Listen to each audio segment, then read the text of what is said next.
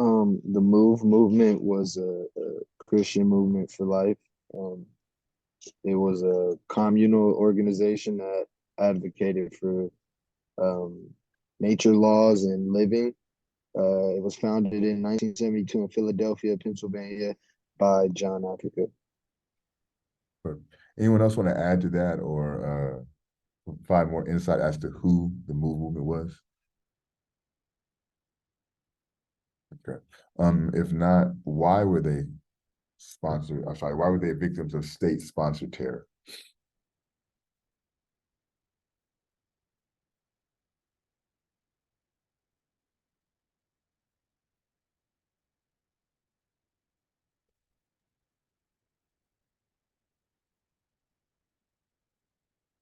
Anyone? Why? Martin, were you gonna say something? Uh, is it because they had like strong views on like animal rights Yeah. or I don't remember seeing anything in there about animal rights. Anyone else could help Martin out as far as why they were victims of state-sponsored terror? Why did the U.S. government decide to go after the movement? Uh, I think because they it didn't to conform it didn't conform or the movement didn't conform to like societal norms and values of the states. So the United States attacked back um like attacked back because of the indifference. Yeah, I think that's a great way to analyze or to assess, excuse me, right? They're a nonconformist group, right? So they went against the normative ways of societal operations, right? They sought to do things differently. What stood out to you about the movement or the material we've covered, and what questions do you have about the material?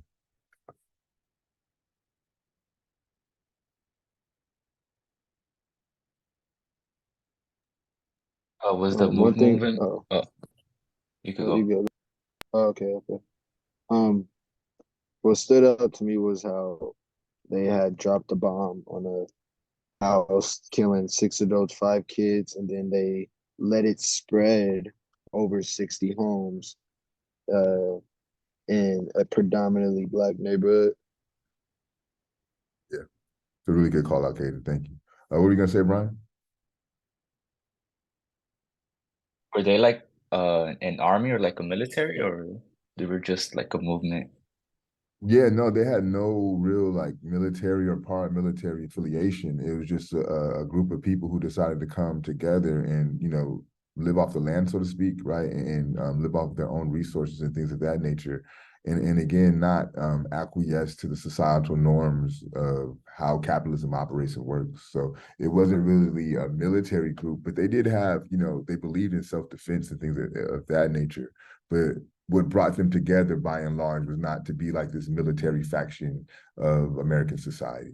Does that make sense? All right.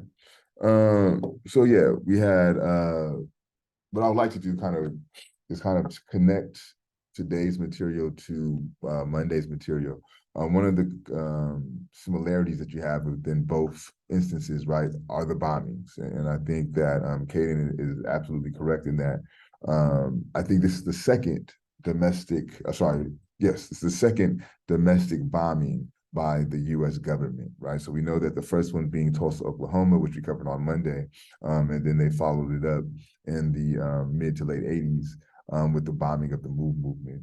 And really what the movement was and who they were about, I think, Francisco hit it on the head. They just didn't want to go along with how society was running, right? They wanted to grow their own food, right? They wanted to, commandeer their own power sources and things of that nature. This idea or this notion of living off the grid, right? Um, and within and of itself is not problematic, right? But I think also the look of them kind of caused some angst amongst those who lived in the surrounding blocks, right? Hence the police calls and things of that nature.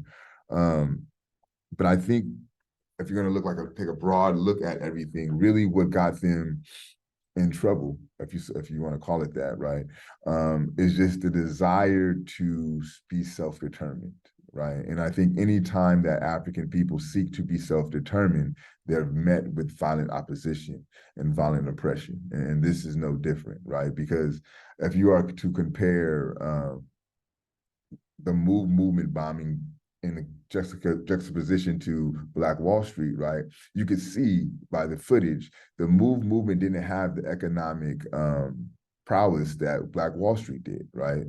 By looking at it, there were no millionaires in the movement, but they, met the same fate. I argued on Monday, right, that the majority of lynchings that took place within America, although they were classified under protection of white women, right, they were predominantly due to economic purposes, right? This is far from that. This is not about purely economics.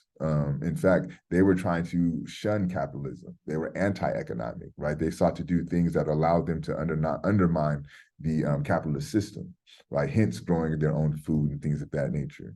So I think why I place these two sets of material together is to show you the vicious nature of the state, right? These are two polar opposite scenarios, so to speak. Again, one being economically grounded and one really being about this notion of self-determination and self-sufficiency that detaches them from the dependency of the state, right? And they both meet very violent outcomes. It's kind of, to me, in a sense, that damned if you do, damned if you don't. Because at one hand, you have conversations around Black folks being pariahs to the state, and they're taking advantage of, economic welfare systems and things of that nature, right? And that's problematic. But then at the same time, when you have Black folks who seek to detach themselves from the state and, create their own means to sustain themselves, that also becomes problematic. I think what you can also see within the movement scenario is how the police force operates as an antagonistic force within the Black community, right? Rarely, if ever, do you have circumstances where police officers come in and make a situation better or provide peace to a situation, especially when it pertains to Black personhood, right? Oftentimes when you have the police engaging with members of the Black community, it's always an antagonism. There's always a us versus them type of mentality, and you see that play out also within the movement. Because I mean, like, and I'll pose this as a question. You guys could tell me, from a standpoint of laws, right? From a standpoint of civility, from a standpoint of ethics, right? Like, what did these people do to deserve what happened to them? Like, really, what was done? Let's not even say to deserve what happened to them, because no one could do anything to deserve that, right? There's a lot that's required to get bombed. But what did they do wrong? Let's just place it there from a standpoint of morals, from a standpoint of legality, from law, right? And from a standpoint of ethics, I pose you the question: what did the members of the movement do wrong?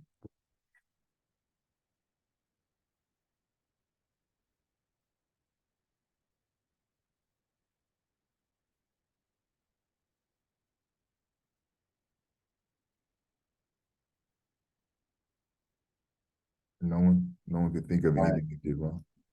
Go ahead. Did some deeper digging and saw that those neighbors that had complaints or complained to the city about supposedly trashing their neighborhoods or starting fights with other residents using a bullhorn to broadcast their political news.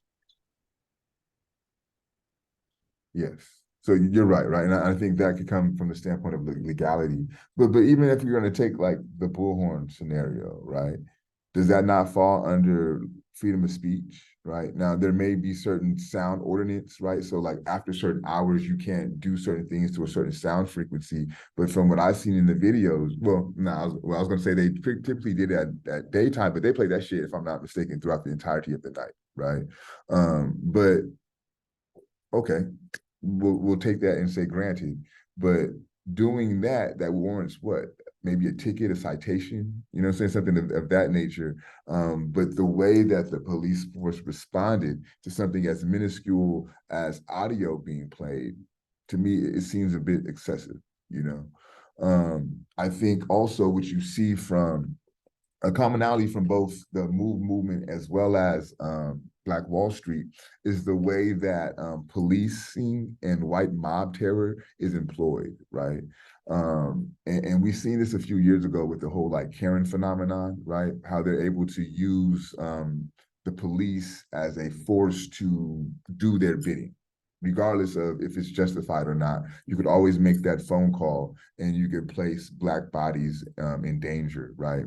And you see that play out again, both with the, and I guess with Black Wall Street, no, it was the sheriffs who authorized that. So that is a form of policing, right? So you see these phenomenons play out. And I think it's also interesting how 1987 wasn't that long ago. That's in my lifetime, right? Like I was alive when that happened, and I'll be 40 in November, right? So when you think about these things and you think about how we understand and rationalize history, you know, a lot of this shit is not as far off as we think it is, right? Like, in fact, I believe the son of John Africa recently got released from prison, right? And that's another thing to take into account, the damage that was done to family, right? Like, because not only was the movement an organization, a political organization, but it was a political organization made up of families, right? Black Wall Street, yes, this was an economic enterprise, but this was an economic enterprise that was established through the work of families, right? Like, families have been eroded and decimated through these acts of terror that by and large, not even by and large, that completely no one who is authorizing the terror is held responsible for, right? We know that in Black Wall Street, no one's arrested for those activities, right? We know that in a police state, the police will never be brought to justice for their actions, right? And this plays out within the movement activities as well, right? So I think everybody here has fishbowl twice, correct? Correct me if I'm wrong. Yeah. Okay. That's really the material that I have to cover for today. What the plan is for next week is to dedicate the whole time covering your midterms. So please make sure that you attend class on Monday and Wednesday. I will be posting the midterm study guide to Canvas by the end of day Friday. That way you have some time to kind of look over that. Don't, kill yourself about making sure to read over it. What we'll be doing on Monday is going over the midterm study guide. The way that it's formulated, it's a series of questions. And the idea is if you're able to answer these questions, you'll be able to answer the questions of the midterm. So, but again, don't like pressure yourself like, oh man, I need to read all this shit before Monday's class. Nah, that's not the case. We'll take Monday's class to go over the midterm study guide, kind of go through those questions if you so choose. Wednesday, we'll have another opportunity to cover that material, flesh out any questions that you may have. The midterm prep that will take place next week is totally how you all want it to be, right? It could go as in-depth and detailed as you want to make it.